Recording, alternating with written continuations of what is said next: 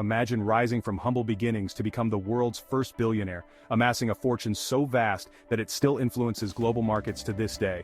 And what if I told you that the secrets behind this wealth could be applied to your own life? Welcome back to our channel. If you're fascinated by the stories of history's greatest investors and the lessons we can learn from them, then you're in the right place. In today's video, we're exploring the life of John D. Rockefeller, a man who transformed the oil industry, pioneered modern philanthropy, and became the world's first billionaire. Also, we'll break down the 7 key investment rules that made it all possible. These are strategies you can apply to your own financial journey, so stick around, you won't want to miss this. Humble beginnings and formative years. John Davison Rockefeller was born on July 8, 1839 in Richford, New York, to a family of modest means. His father, William Avery Rockefeller, was a traveling peddler who sold goods of dubious quality, including cures for various ailments. Known for his charm and cunning, William instilled in his son a keen sense of business, though his lifestyle was marked by instability and moral ambiguity. In stark contrast, John's mother, Eliza Davison Rockefeller, was a deeply religious and disciplined woman who brought stability and moral grounding to the household. She was a devout Baptist who emphasized thrift, hard work, and charity, values that would deeply influence John's character and future business practices. The Rockefeller family moved frequently during John's childhood, but by 1853, they settled in Cleveland, Ohio, where John would spend much of his youth. From an early age, Rockefeller displayed an aptitude for saving and an understanding of the value of money. At the age of 7, he started raising turkeys and selling them to neighbors. By the time he was 12, he had saved $50, which he loaned to a local farmer at a 7% interest rate, an early indication of his future financial acumen. John's formal education was unremarkable, but it provided him with essential skills. After high school, he took a course in bookkeeping at Folsom's Commercial College in Cleveland. Here he learned about double-entry accounting, which would later become a crucial tool in his business operations. His meticulous nature and attention to detail were evident even in these early days, setting the stage for his future success. First business ventures and the path to oil. At 16, Rockefeller entered the workforce as an assistant bookkeeper at Hewitt & Tuttle, a small produce commission firm in Cleveland. He earned a modest salary but quickly distinguished himself with his diligence, reliability, and ability to manage the company's finances efficiently. Rockefeller's strong work ethic and integrity won the trust of his employers, and he began to develop a reputation as a dependable and honest young man, traits that would serve him well throughout his career. By 1859, Rockefeller decided it was time to start his own business. He borrowed $1,000 from his father, who charged him 10% interest, and partnered with Maurice Clark, a neighbor, to establish Clark & Rockefeller, a commission business dealing in hay, grain, meats, and other goods. The business was moderately successful, and Rockefeller quickly learned the ins and outs of commerce, logistics, and finance. During this period, the oil industry was just beginning to emerge in the United States. The first commercial oil well had been drilled in Titusville, Pennsylvania in 1859, leading to a rush of speculative drilling and the rapid growth of the oil market. Rockefeller, however, was more interested in refining oil than drilling for it. He saw that refining crude oil into kerosene, a valuable product used for lighting homes and businesses, offered more stable and potentially more lucrative opportunities.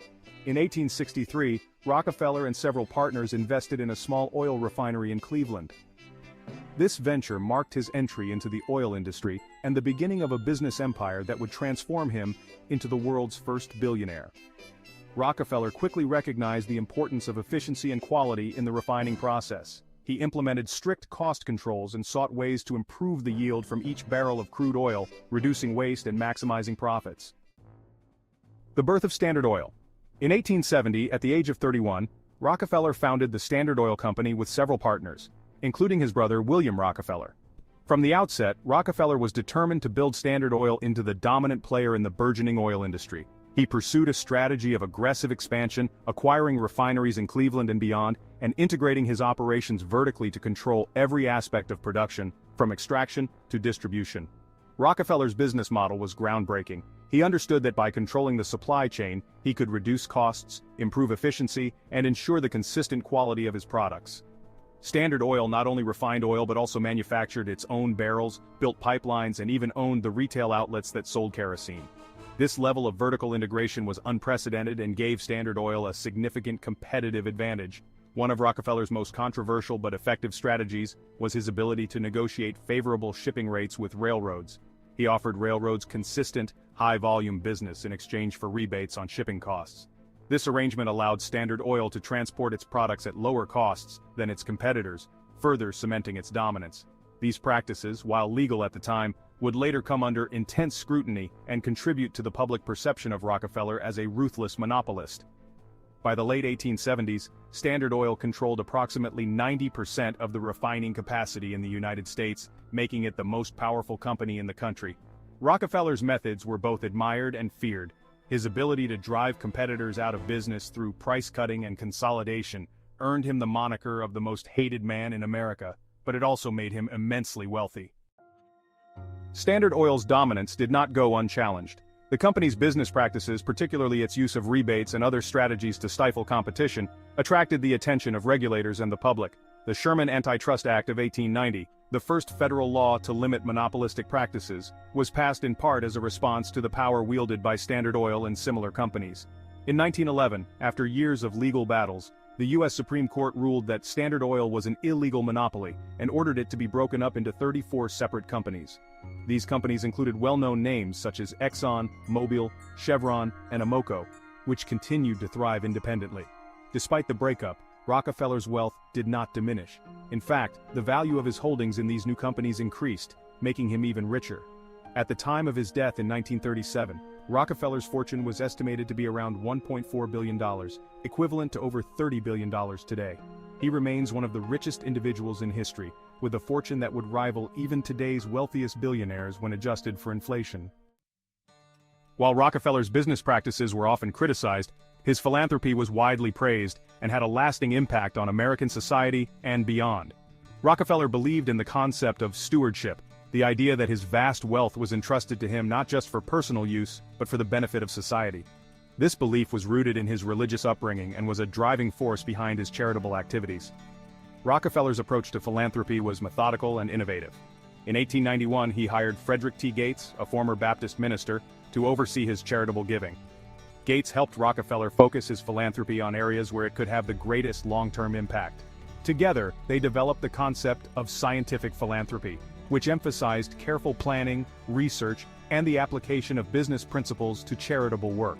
One of Rockefeller's most significant contributions was the founding of the University of Chicago in 1890.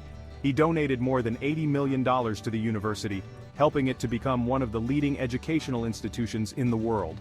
Rockefeller's commitment to education extended to other institutions as well, including Spelman College, which was established to provide higher education to African American women.